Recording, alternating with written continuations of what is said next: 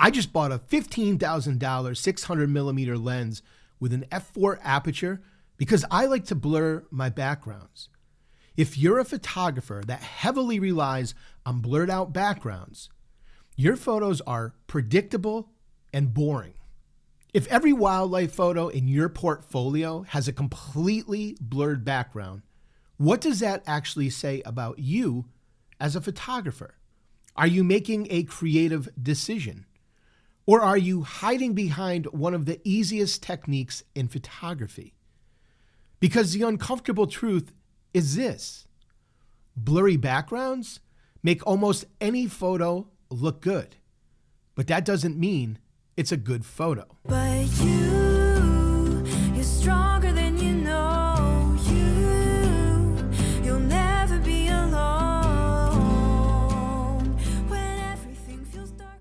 Welcome to the channel. I'm Jeff. This is a place for photographers who want to become better and create images that are both compelling and meaningful.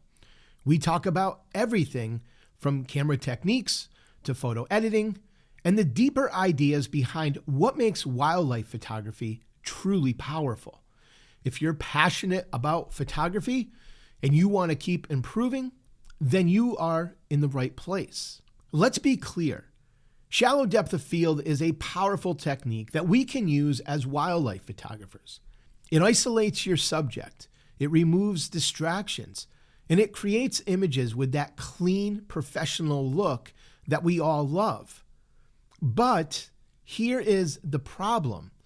When 99% of your images rely on this, you're no longer using a tool. You're depending on it. So let's ask the real question: is shallow depth of field a creative choice or a crutch? Because there's a big difference. A creative choice means you're in control. You decide when to use it, but even more importantly, you decide when not to use it. A crutch means that you use it every time, and you always find a way to justify your decision. You rely on it to fix bad backgrounds. You depend on it because you don't understand or are afraid to include habitat. You avoid more challenging compositions. And if any of these hit home with you, you might not be improving as much as you think. Let's be totally honest. There is a reason so many photographers fall into this trap. I see it all the time with wildlife photographers, and I used to see it all the time with portrait and wedding photographers. Blurring the background is pretty easy. You zoom in, you shoot wide open, and you simply separate your subject. And instantly, your image looks better. It's fast, it's reliable, and it works in almost any situation. But here's the catch. It also hides problems. If you have a bad background, blur it. If you have a messy scene, blur it. You have poor composition, blur it. When I was a wedding photographer, people asked me what I did as a photographer. And I frequently would answer them with, I'm a problem solver with a camera. Problem solving probably makes up 90% of what we do as photographers. Whether we are talking about solving poor backgrounds, bad lighting, or camera settings, we are constantly problem solving. But if you simply take every photo and blur the background, you stop solving those problems. And even more critical, you never learn how to be a better problem solver. Now compare that to photographers who don't rely on shallow depth of field. They have to pay strict attention to background elements. They have to use light very intentionally. They have to position themselves very carefully. They have to wait for the right moment. They're not just taking pictures of an animal. They're building a scene and telling a deeper story. And that's harder, way harder, because your background matters just as much as your subject. Here's where this really starts to show up.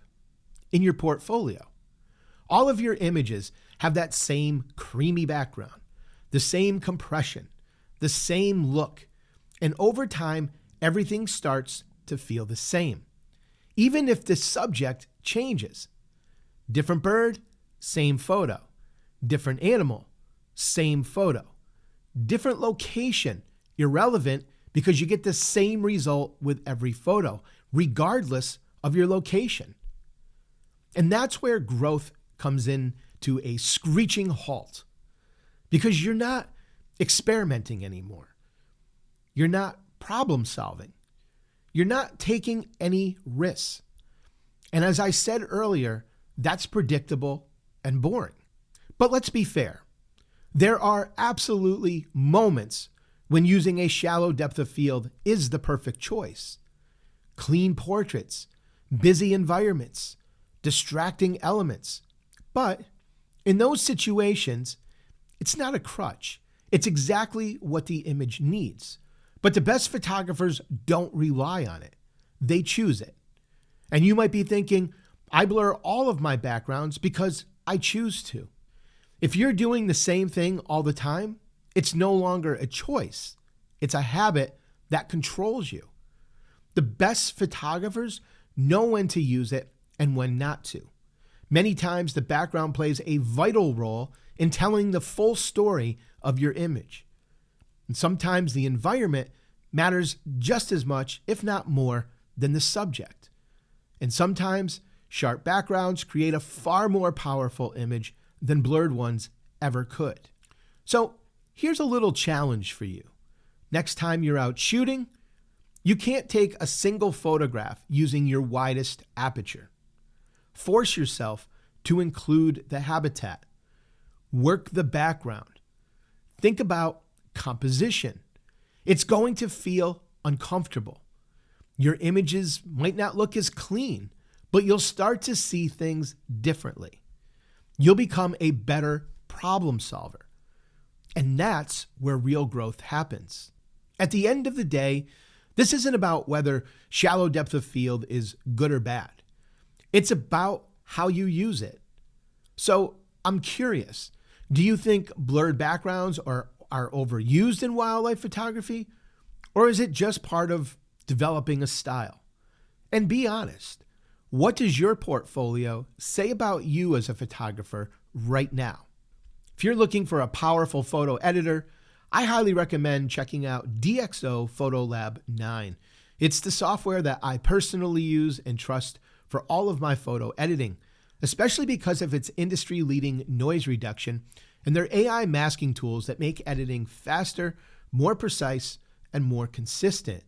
If you'd like to try it for yourself, use the link in the description. And if you decide you want to purchase it, use my code MAGNOLIA at the time of checkout to save 15% off of your purchase.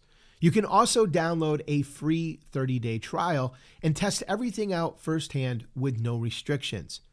And if you want to really learn how to get the most out of Photolab, check out my DxO Photolab Masterclass at magnoliaphotographysc.com/store.